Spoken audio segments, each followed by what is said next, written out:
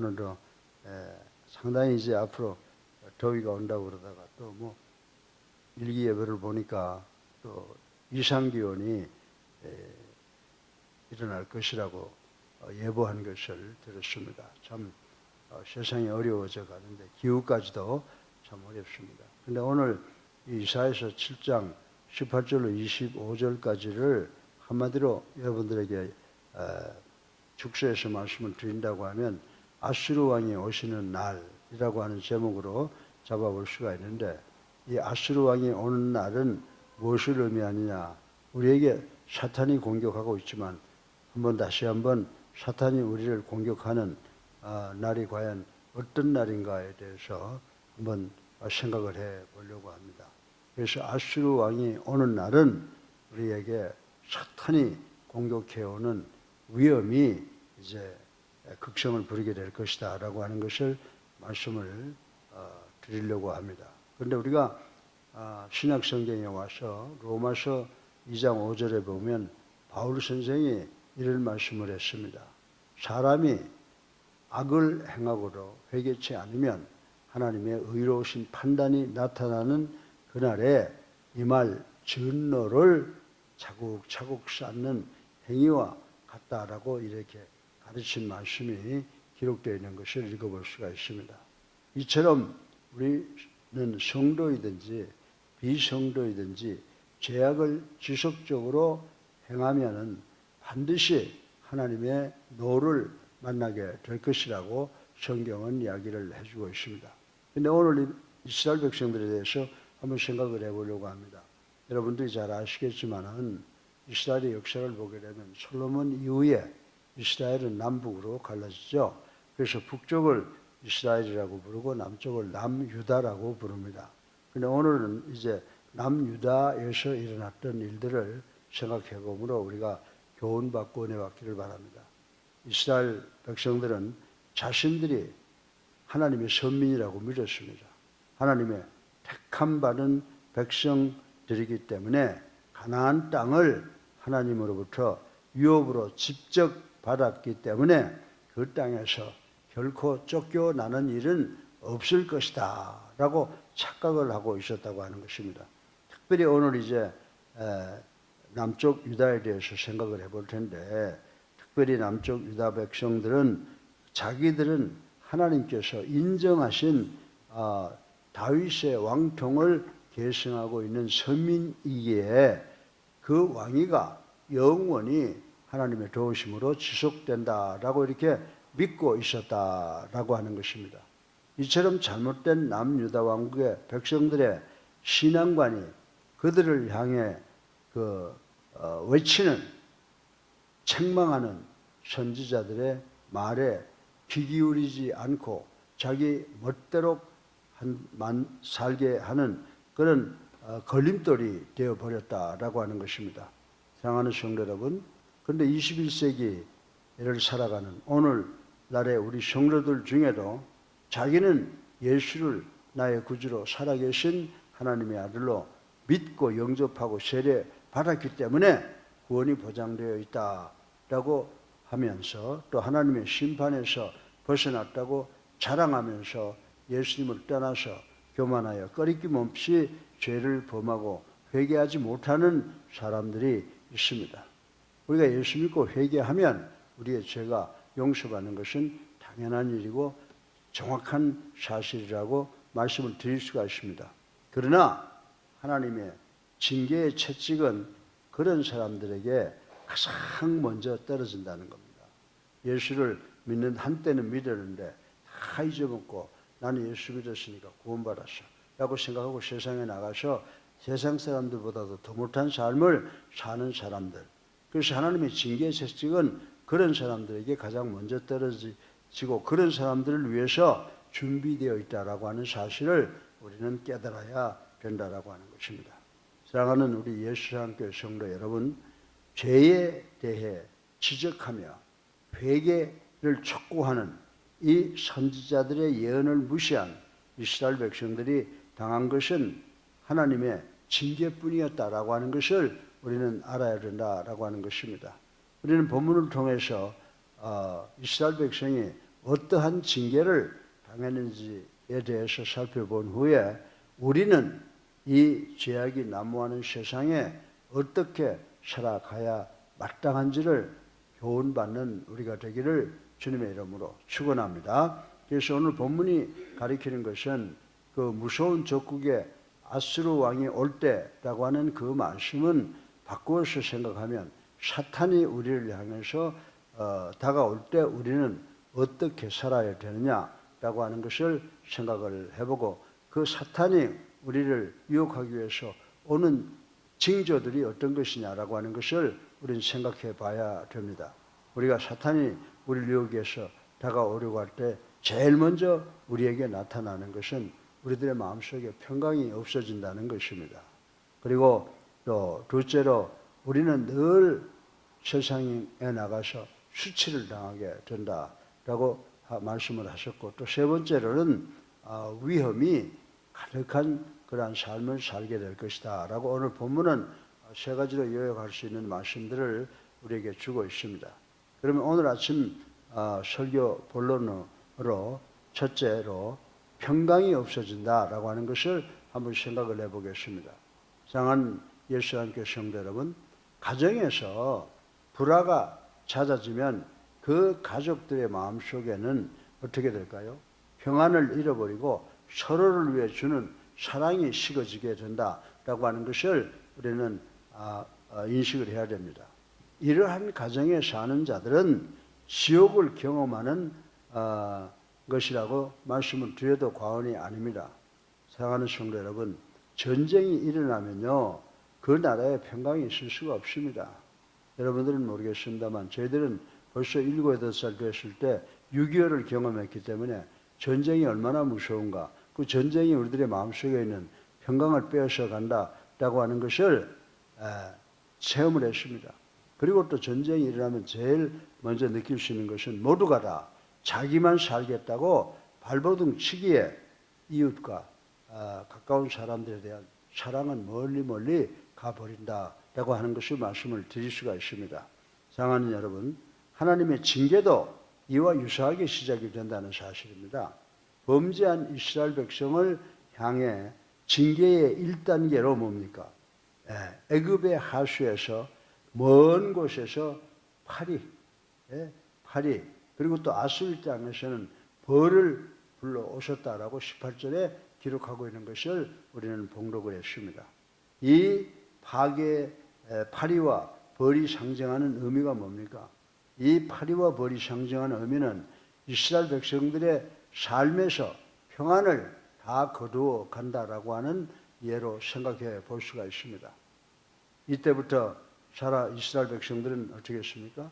소동하기 시작을 했다라고 합니다.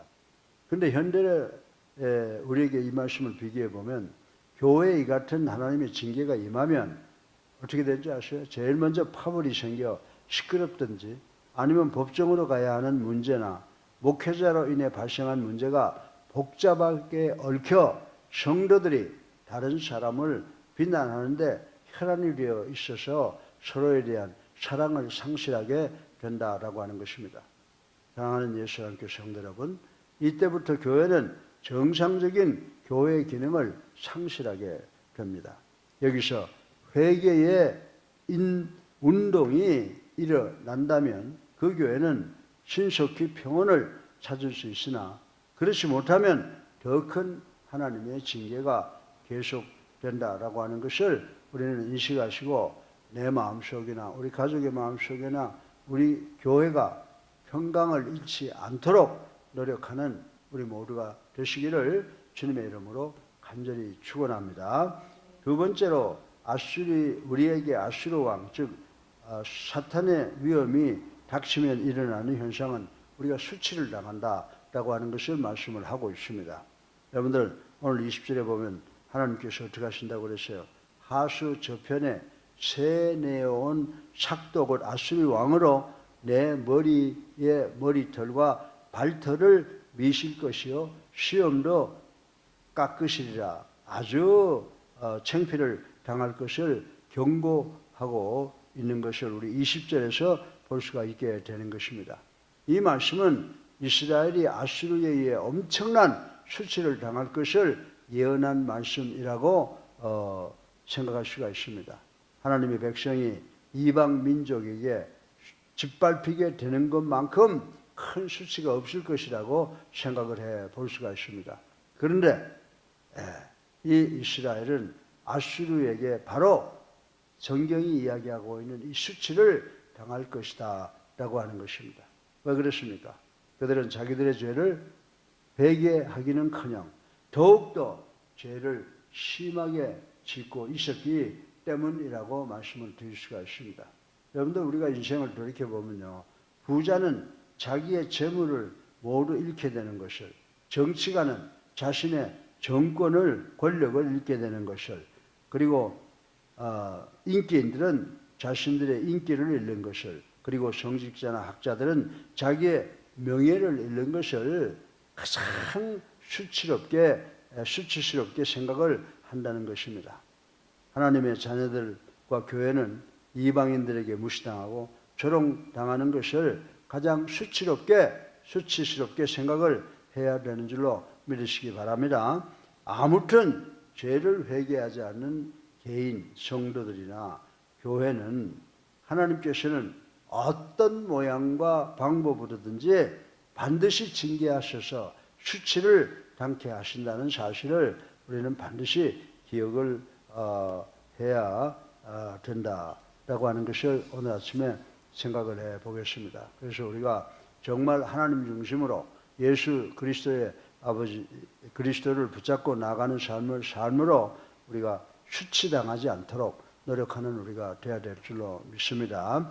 세 번째로 마지막으로 사탄이 찾아오면 우리가 세상에서 어려움이 가득 차다는 것을 느끼게 되고 어려움에 자꾸 노출되게 된다는 것입니다. 그래서 위험이 우리 주변에 가득하다라고 하는 것을 말씀을 하고 있습니다. 여러분들 곳곳에 적이 생기며 하는 일마다 잘 되지 않고 어려움에 부딪히며 질병으로 인해 고생하는 것 등등 이 모든 게 다 하나님의 징계 중에 하나라는, 하나님의 징계의 방편이라는 사실을 우리 모두는 깨닫고 늘 하나님을 찬양하고 회개하고 감사하는 기도를 드려야 되는 줄로 믿으시기를 주님의 이름으로 축원합니다.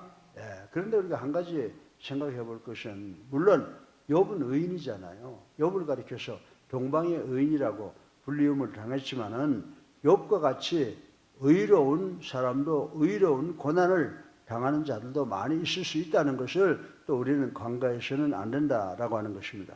그러나 오늘 본문에서 말씀하는 것은 죄를 범한 자가 당하게 되는 형편에 대한 것을 말씀하시는 것이라고 우리는 구별할 수 있어야 됩니다. 성도들은 하는 일이 도무지 해결되지 않고 점점 더 어렵게 되며 뜻하지 않은 적들이 생기거나 질병으로 인해서 고생하게 될 때 자신이 하나님의 징계를 자초한 사실이 무엇이냐라고 하는 것을 곰곰이 생각하고 회개하는 기도를 해야 될 줄로 믿으시기를 주님의 이름으로 축원합니다. 그래서 우리가 기도의 3요소가 있잖아요. 뭐예요? 하나님을 찬양하고 우리의 죄를 회개하고 주님의 십자가의 은혜를 감사하는 그런 기도가 꼭 우리의 삶 속에 있어야 된다라고 저는 말씀을 드리고 싶은 것입니다. 여러분들, 그리고 기도할 때 항상 제일 중요한 것은 하나님 찬양 다음에는 철두철미한 회개가 있어야 되는 줄로 믿는 우리 성도님들 되시기를 주님의 이름으로 축원합니다. 하나님의 징계의 채찍은 사람의 생명조차도 돌보아 주지를 않는다는 무서운 사실을 우리는 알아야 됩니다. 두렵고 떨림으로 회개하는 성도들만이, 두렵고 떨림으로 회개하는 우리 그리스도만이 자신의 위험한 처지에서 벗어날 수 있다는 사실을 확실하게 깨닫는 우리 모두가 되시기를 주님의 이름으로 축원합니다. 여러분들, 솔로몬 이후에 이스라엘이 남북으로 갈라졌지 않습니까? 그래서 북쪽은 자기네들로 하여금 이스라엘이라고 생각을 했고 북쪽 이스라엘은 하나님께 나와 회개하지 않았어요. 그래서 아수르에게 멸망되었는데 남쪽 유다는 히스기야 왕이라고 하는 걸출한 거인에 있어서 자기들이 죄로 말미암아 멸망하게 되었을 때 히스기야 왕이 성전에 올라가서 울며 기도했기에 그때 그 화를 면하게 되었다라고 하는 사실이 오늘 본문에 기록이 되어 있는 것입니다. 사랑하는 예수 사랑교회 성도 여러분, 죄는요, 요 죄라고 하는 놈이 요사에서 하는 기능이 뭔지 알아요? 제일 먼저 죄가 우리 마음속에 들어오면 하나님과 우리와의 사이, 하나님과 우리와의 관계에 높은 죄괴담을 쌓을 뿐만 아니라 또 성도와 성도 사이에도 넘을 수 없는 벽을 만드는 것이 이 사탄 죄가 하는 짓이라고 말씀을 드리고 있습니다. 그리고 항상 우리 가정에서, 우리 교회에서, 우리 국민들 사이에 싸움과 다툼이 일어나게 된다. 그래서 여러분들 우리 사회를 바라보고 정계를 바라보면서 불화를 일으키고 싸움을 일으키는 사람은 적그리스도라고 하는 사실을 우리는 깨달아야 된다라고 하는 것입니다. 그래서 이 싸움과 다툼이 일어나면 어떻게 됩니까? 우리 개개인의 마음에 평안을 잃어버리며 수치를 당하기도 하며 위험에 처하기도 한다는 사실을 우리는 깨달아야 됩니다. 그러나 어떻습니까? 우리가 정말 하나님 앞에 나와서 히스기야 왕처럼 회개를 하면 그토록 크고 엄청나게 높고 단단했던 그 죄악의 벽이 하루아침 햇살에 안개 거치듯이 허물어버려진다라고 하는 사실을 알 수가 있습니다. 여러분들 히스기야라는 사람 누군지 알죠? 네, 하나님 앞에 나와서 죽게 됐는데 15년만 더 살게 해달라고 간절히 회개하고 기도할 때 하나님께서 그의 생명을 15년이나 연장해 주는 그런 의인이라고 생각합니다. 우리 다 같이 죄 지을 수 있어요. 그러나 다윗처럼 히스기야처럼 하나님 앞에 나와서 무릎 꿇고 회개할 때 하나님께서 우리가 가지고 있는 모든 어려움에서 다 해결해 주실 줄로 믿는 우리가 되시기를 주님의 이름으로 축원합니다. 예, 아수르 왕이 오는 날, 무슨 날이라고 그러셔요? 사탄이 우리에게 접근해 오는 것을 의미하는 그 시간대를 말하는 것입니다. 아수르 왕이 오는 날의 의미를 잘 깨달은 성도들은 그날이 올 때 어떻게 대처해야 되는지 잘 알 수 있을 것입니다. 강팍한 마음과 교만한 심령으로 회개치 않는다면 아수르 왕이 와서 우리 가진 것을 모두 다 빼앗아가고 우리에게 어려운 위험을 주실 것이다 라고 하는 것을 생각을 하고 우리가 깊이 기도해야 될 줄로 믿습니다. 사랑하는 예수님께 성도 여러분, 오늘 성전에 계신 분이나 또 집에 지방에 해외에 계신 분들 다시 한번 깊이 생각해 보세요.